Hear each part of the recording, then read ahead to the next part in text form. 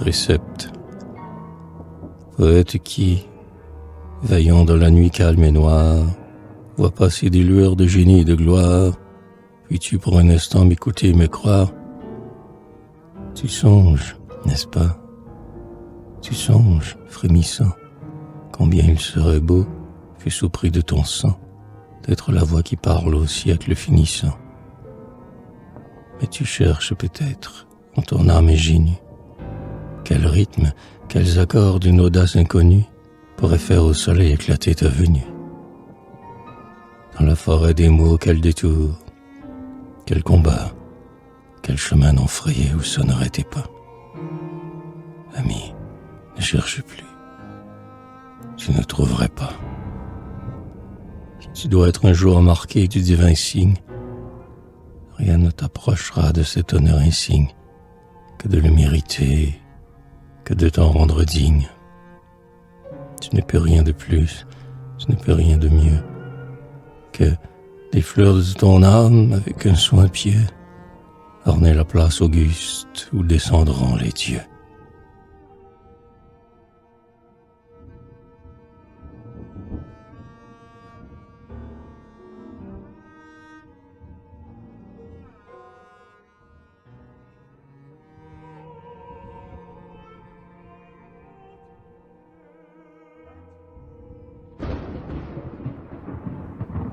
Et d'abord, sois fidèle à la chambre d'étude. Prends-y sur chaque jour, d'une stricte habitude, un temps pour la pensée, pour la solitude. Faisant le port caché, l'abri sûr et charmant, où, dans la paix du cloître et le recueillement, tu puisses te trouver toi-même à tout moment.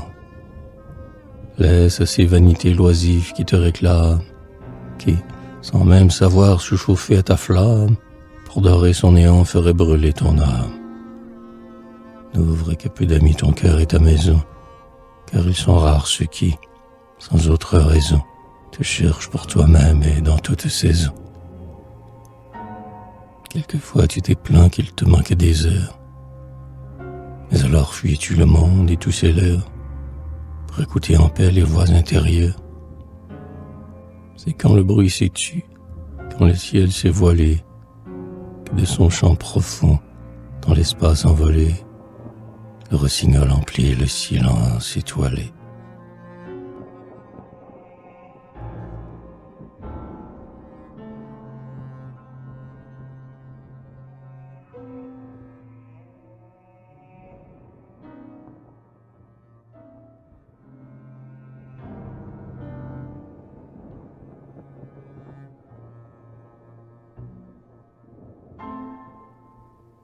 Quant aux muets amis, les livres, fais la somme de tous ceux qu'en un jour, pour un jour, on renomme. Et sois encore ici de ton temps économe. Trop de faits et de mots, dans le plus vain écrit, obsède la mémoire et dissipe l'esprit, et sur tant de graviers rien ne germe effleuré. Mais rouvre les chefs-d'œuvre où se sont cadencés la grâce, la vertu, les amours, les pensées, des siècles abolis des races passées. Car du pain des héros ceux-là te nourriront. Et pour les fiers desseins ébauchés sous ton front, ce qu'il te faut savoir, ceux-là te l'apprendront. Apprends-eux à choisir leur rare et noble thème, à ne vêtir jamais de la forme suprême, rien que d'essentiel au regard de toi-même. N'est-il pas d'art plus digne et de métier plus beau que d'aller, jour à jour, et lambeau par lambeau, laborer tristement son cœur et son cerveau?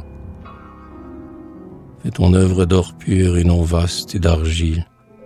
Songe aux tendres racines et songe au grand Virgile, que la foi d'un monde est tout en l'évangile. Car, pour unir la force aux sereines douceurs, afin que poésie et sagesse soient sœurs, aux poètes élus tu joindras les penseurs. Leur âme de lumière ou d'amour, fais la tienne, qu'elle soit d'origine ou païenne ou chrétienne, pourvu qu'un grand espoir la hausse et la soutienne. Ne t'inquiète pas. Pense-t-il comme moi? S'il pense autrement, tu comprendras pourquoi. Et tu transposeras leur croyance à ta foi. Car si, chacun suivant son rêve solitaire, leur essor les disperse au départ de la terre, ils se dirigent tous vers le ciel du mystère.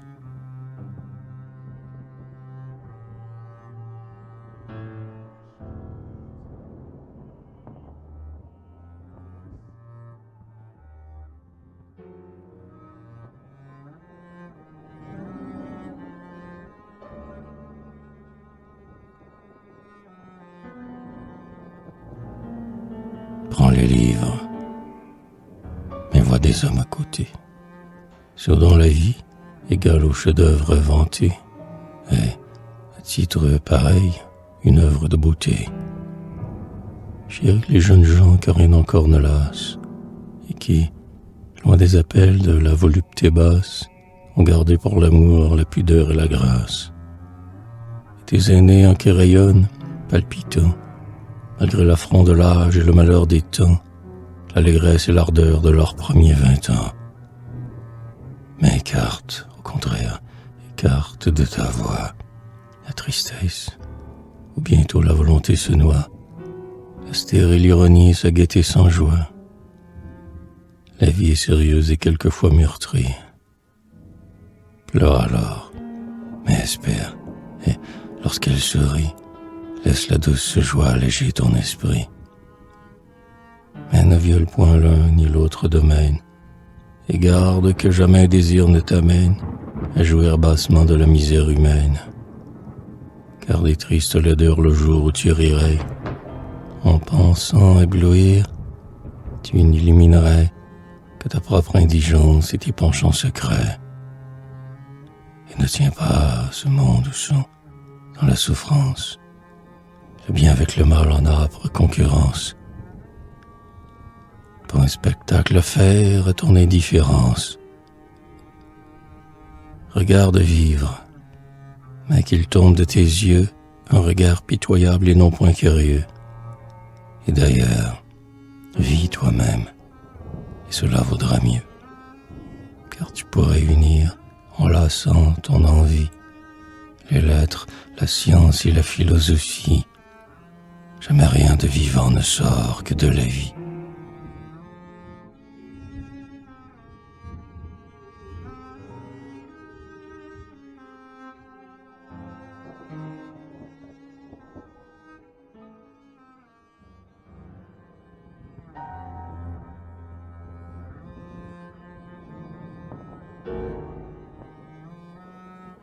Mais il faut me comprendre que vivre n'est rien. Telle vie amoindrit le cœur, je veux le tien, sans cesse dilaté, joyeux et fort. Vis bien pour bien aimer, car voici la merveille. C'est le son de ton cœur qui frappera l'oreille, toujours sera ton œuvre à ton amour pareil. D'un souffle de théâtre en vain l'enfleurais-tu, rien n'en pourrait sortir si ton cœur n'a battu qu'un bruit sans efficace en des mots sans vertu. Ah, il ne s'agit pas de soulever une heure, une acclamation qui décroisse et qui meurt, mais de laisser au monde un ferment qui demeure. Il te faut, quand le monde a besoin de secours, non tromper son attente avec de vains discours, mais ramasser ta force et lui crier « J'accours !» Car c'est là ta noblesse et ta gloire assurée. Servir par tes chants la marche sacrée, ce monde en travail qui se cherche et se crée. Et à toi, si tu veux, de l'avancer d'un jour, sur un chemin montant qui n'a point de retour, vers la beauté, la foi, l'harmonie et l'amour. C'est à toi d'ajouter, entraînant vers la cime, son vague pensée ton verbe qui l'exprime, son obscur désir ta volonté sublime. Chante donc des chants purs devant les purs autels, les temps venir les retrouveront-elles, roulant de cœur en cœur en échos immortels. Et si pourtant la gloire, absente à leur baptême, laisser tomber sur eux l'obscurité suprême, ne t'inquiète pas, leur prix sera le même, puisque tu les auras, ces chants, ces cris, ces vers, avec tes actions et tes pensées divers, associés dans l'ombre aux fins de l'univers.